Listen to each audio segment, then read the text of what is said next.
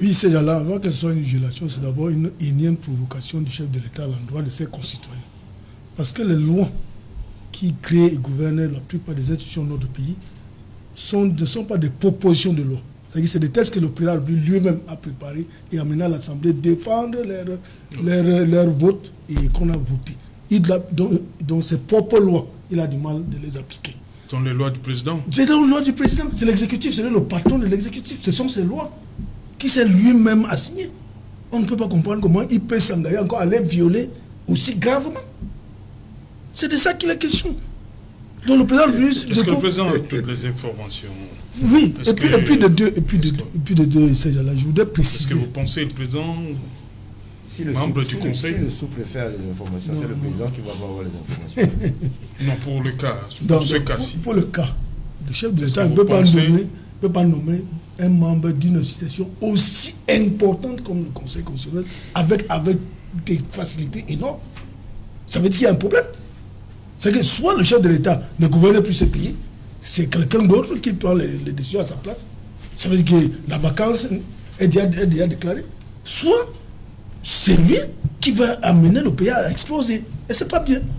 Dans tous les cas de figure, il y a un problème. Non, dans notre pays. Il ne va pas exploser. Non, c'est des cas, parce que c'est des décisions qui peuvent créer une émeute. C'est pas forcément... Parce qu'il ne faut pas toujours voir les partis politiques. Oui, la société civile peut bien s'organiser et dire que non, trop c'est trop.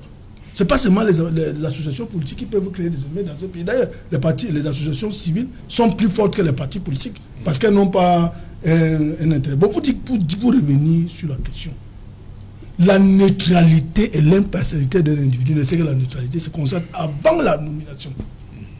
Au moment où le chef d'État signe le décret qui le nomme, ou qu'il nomme cette dame, il faut qu'elle soit, revenir dire tous les cas de neutralité et d'impartialité. Dès le moment où elle est sa camarade politique, membre du comité central, sénatrice, elle a été sénatrice du RDPC au Sénat, c'est des éléments que le chef d'État devait quand même réfléchir 2 fois avant de la nommer. C'est-à-dire que s'il nomme, ça veut dire qu'il fait ça exprès. C'est-à-dire qu'il provoque les Camerounais. C'est-à-dire qu'il a échoué à ses missions de président de la République. Parce que le président de tous les Camerounais, ces actes doivent être conformes à la République, aux lois de la République. Alors s'il lui-même viole ses propres lois, qu'allons-nous faire après? C'est un problème très grave. Donc, pour revenir donc, cette femme n'est ni impartiale ni neutre, parce qu'elle est militante du RDPC. Et le chef d'État confirme que oui, son parti décide d'habiter des institutions de la République. Bonjour les enfants, c'est papa.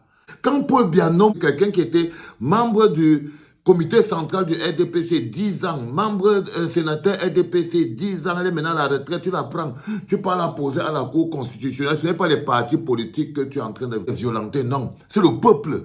C'est le peuple qui t'a élu.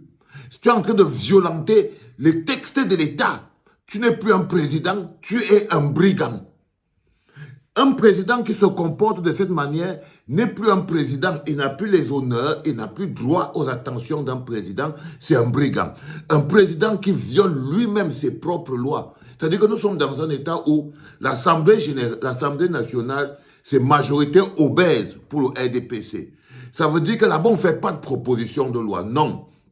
Toutes les lois que vous voyez là viennent de l'exécutif et eux, ils répondent seulement Amen. Donc, ce sont les lois de Paul Biya. L'affichage de la liste électorale nationale, c'est une loi de Paul Biya. La neutralité des membres de la Cour constitutionnelle, c'est une loi de Paul Biya. Mais on atteint un niveau où il n'arrive même plus, son niveau de décrépitude est tel qu'il n'arrive plus à respecter même les propres lois qu'il a choisies lui-même, que c'est en fonction de ça qu'il va fonctionner. Donc, il viole ses propres lois.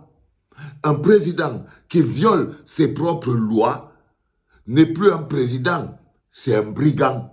Il devrait être traité comme tel. Un président qui viole ses propres lois n'est plus un président, c'est un brigand. Il doit être traité comme tel. Un parti qui viole les textes, ses propres textes, comme le RDPC, un parti qui viole ses propres textes, c'est-à-dire que prochainement, Taylor va partir en prison parce qu'il a osé demander le Congrès. Un parti faible au point où, après 42 ans, ils n'ont pas pu fabriquer un homme politique capable de diriger et de prendre la succession de Paul Biya. C'est un parti d'héritiers faibles, les héritiers chop, brokpot.